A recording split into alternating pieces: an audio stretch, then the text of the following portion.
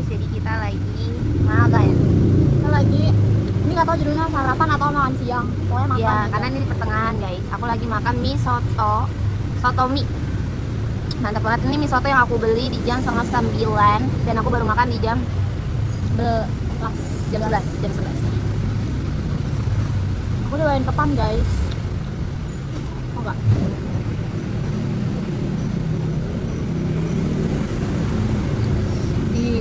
Kamu udah kalau sampai siang di sini? Sumpah, gila. Padahal dia shift 2. Aku udah stay di toko dari jam 10. Dari jam 9. Iya. Yang shift 1-nya kemana? Nggak tahu. Damn. Mandet dia di stasiun. Macet katanya di stasiun. Iya, lihat. Nah itu dia pelakunya.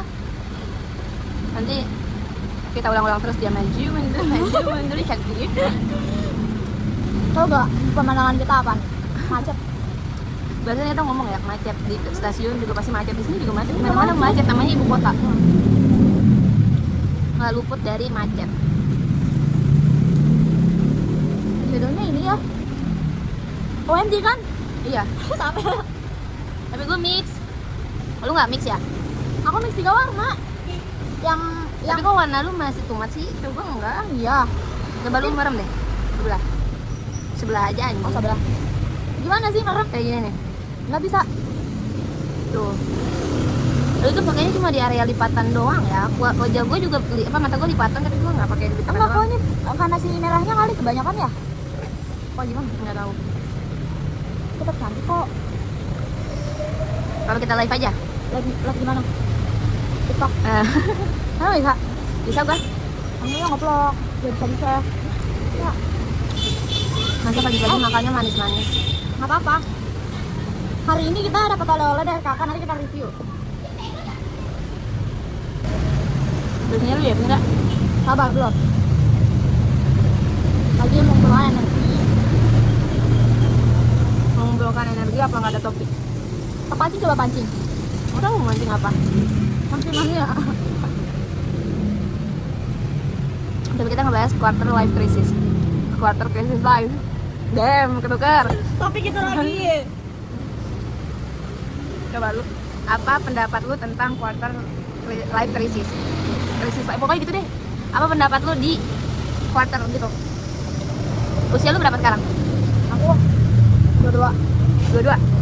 Lu lahir tahun 4. 2004. Tahun ini 22 apa belum 22?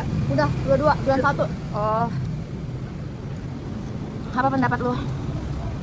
Di usia 22 kan quarter life crisis itu Kayaknya di usia 20 sampai 30 tahun. ya. Apakah lu udah merasakan quarter? Kalau aku pribadi, aku ngerasainnya yang menurut aku paling menonjol itu pressure-nya cuma di karir aja sih. karir Iya, karena kalau dari segi pernikahan masih jauh ya. masih jauh untuk sekarang. Teman-teman lu juga? Teman-teman aku paling yang nikah tuh cuma 1, 2, 3. Masa kayak bukan yang kayak apa ya, masih terbilang santai lah ya umur segitu. Sebenarnya paling kerasa tuh ya karir sama pendidikan. Itu dua itu. Pendidikan. Kenapa lu ke pressure di pendidikan? Karena ekspektasi diri sendiri sih. Kalau dari orang tua sih enggak ya, masa kayak Maksudnya biasa-biasa aja gitu loh. Masa kayak enggak yang kayak lu harus S1 gitu. Hmm. Sampai aku tuh pernah kuliah. Waktu itu aku ambil swasta di Jakarta. Terus pas semester 1 aku berhenti karena aku ngerasa salah jurusan. Lu ngambil jurusan apa? Tebak apa? Agama ya? Enggak, bukan. Karena anak umum. Enggak. Aku enggak ambil agama anjay. Sebenarnya aku suka di bidang itu. Aku ngerasa cocok. Tapi Lu ngambil filsafat kan? anjay. Mau jadi filsuf gua. Enggak, bukan. Jadi kalau misalkan dibilang minat atau enggak, aku suka jujur ya. Ini berbau sosial. Tebak. Fisip. Bukan. Fisip kan? Fisip apa sih aku lupa. Pokoknya Fakultas Hukum Ilmu Sosial dan Politik. enggak, dia enggak politik. Ilmu komunikasinya tapi Psikolog.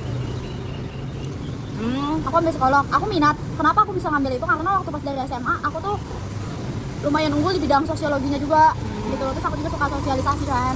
Tapi ternyata pas di jalan itu bukan kayak sekedar lu butuh apa sih, misalnya kayak untuk lu bisa ngejalaninnya itu bukan sekedar butuh lu cocok sama mapel itu, bukan, tapi perlu mental yang stabil juga. Sebenarnya mental aku gak keganggu. Ngomong-ngomong soal kuliah ya, lu 1 semester doang? Lu 6 bulan doang berarti ya? nggak nyampe Berapa bulan? 100 meter nggak habis pokoknya, aku lupa. Tapi pas acara-acara maba itu lu Ada maba aku ikut. Aku udah belajar, udah beli buku. apa shock culture lu transisi nih, transisi dari sekolah ya kan, apa-apa disuapin ya sama guru, terus tiba-tiba yang dimana kuliah itu lu harus kejar sendiri Ya. kalau lu kesiangan ya udah lu nggak dapet ilmunya gitu kan kalau di kuliah. Apa Banyak shock culture-nya gitu? 3 deh.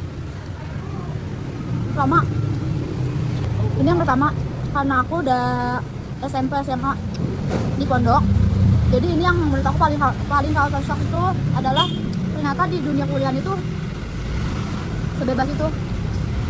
Bebas dalam hal Bebas dalam artian lu bebas kumpul kebo satu kos cewek cowok. itu lu culture shock. Iya. Maksudnya lu baru nemuin hal itu di kuliah? Ya gimana ya, karena kayak basically lu 6 tahun di pondok gitu loh. SD juga MI gitu loh. Bukannya naik kali. Anjing, gua malu banget.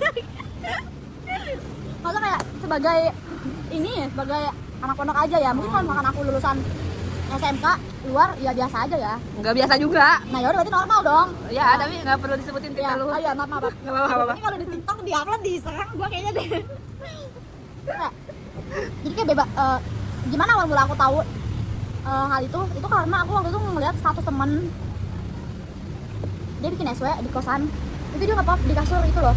Popnya tuh di posisi di kasur, mereka terus kayak kumpul-kumpul gitu loh, tidur. Literally kayak udah kayak ikan pindang gitu loh. Aku mungkin cuma ngeliat dari status, tapi berdasarkan dari teman aku sendiri tuh aku juga ngeliat Kayak kayak bentar di ya, guys. telepon gitu. Udah skip deh yang pertamanya, langsung kedua aja. Yang kedua itu benar-benar individualismenya kerasa banget. Aku tuh, tapi alhamdulillahnya tuh waktu pas aku awal-awal ngampus, aku benar-benar langsung dapat teman, dan dapat temennya tuh langsung masuk circle gitu loh. Terus Maksudnya?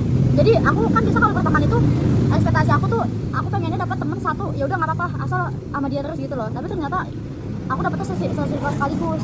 Terus circle-nya ini circle yang kayak unggul di kelas gitu loh. Gitu. Jadi lu memanfaatkan itu untuk perkuliahan lu? Enggak. Jadi wah unggul nih, jadi gua nggak perlu belajar. Salah, kebalik justru anjir. Kebalik justru. kasut. Bukan kasut. Maksudnya kayak aku awalnya nggak tahu kalau circle mereka itu circle yang unggul di kelas itu. Terus sering berjalannya waktu, aku ngejalanin, aku sering nongkrong, ketemu ngobrol sama mereka. Oh, ternyata mereka ini kayak sekumpulan orang-orang yang kayak terpandang gitu lah di antara anak-anak yang lain gitu. Terus kayak ya udah aja kan, akhirnya aku ngejalanin. Tapi ternyata even lo udah sering nongkrong, lo satu circle, lo makan bareng, lo dekat sama mereka, saat pelajaran jam tiba, duduk di bangku, dosen ngejelasin, lo tidur, temen lo nggak bakal bangunin lo. Iyalah, tapi enggak sih, solidaritas perkuliahan gua kuat. Ya itu kan itu untuk awal-awal satu semester. Itu juga itu semester 1 loh gue. Nanti terusin dulu deh. Kalau shock aku ya, misalnya kayak Ketiga. ya pokoknya individualismenya tuh kayak kerasa banget lah. Kayak yang bener-bener ya udah lu tidur ya bodo amat, yang penting gua nggak dengerin dosen ngejelasin gitu loh. Ya terus Kayak mereka cuma kayak ngevideoin aku doang gitu. Cuma ya itu aku ngerasa kayak that's funny gitu loh. Itu lucu, aku anggap itu lucu gitu. Tapi lama-kelamaan kayak aku ngerasa kayak kalau kayak gini terus ya maksudnya nggak bakal bisa grow up kan. Bukan itu salah aku sendiri, kenapa lu tidur, lu juga bego kenapa tidur gitu loh. Nggak tahu kenapa aku saat semester 1 aku ngantukan banget, parah. Sumpah, parah ngantuk banget. Terus habis itu yang ketiga, culture shocknya itu adalah di dunia kampus itu benar-benar menganut hedonisme. Mungkin kamu kampusnya swasta atau negeri? swasta. Swasta di mana? Kamu di mana? Aku di Desa Unggul. Lumayan sih pricey. Nah, itu aku selama aku di sana tuh aku benar-benar kayak memperhatikan keadaan, memperhatikan orang-orang. Di situ kayak hedonismenya tuh kenapa itu kayak contoh gini deh.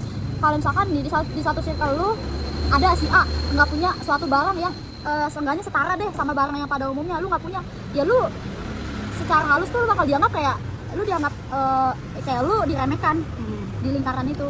Mereka nggak menunjukkan secara kasar, kayak nggak yang kayak bilang lu nggak mampu gitu, enggak, tapi perlakuannya tuh kelihatan. Tapi bukan aku yang diperlakuin kayak gitu, siapa orang si teman aku ini.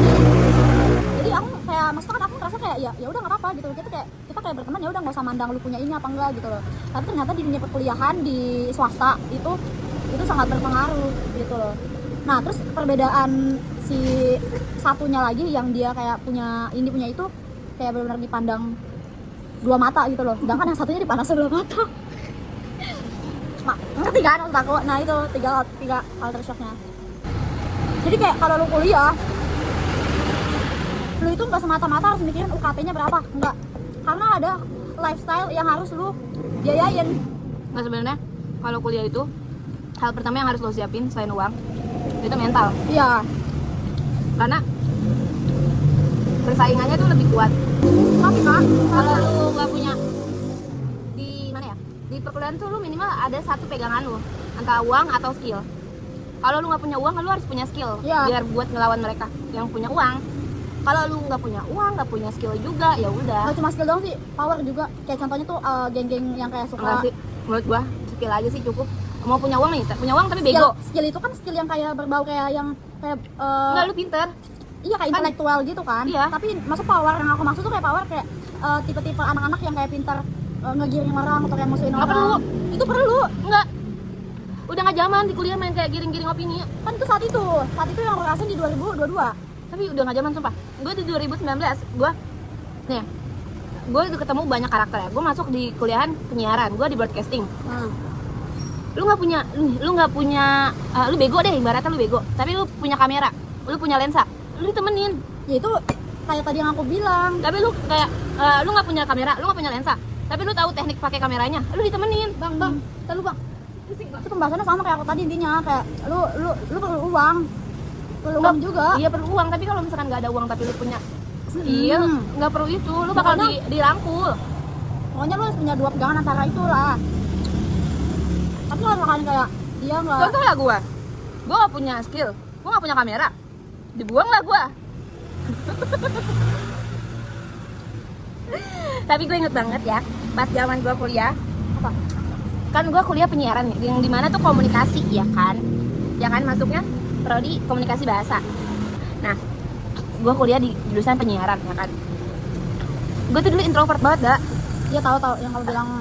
Gue nggak ngomong sama siapa-siapa, gue nggak berani mulai omongan, gue nggak berani basa-basi.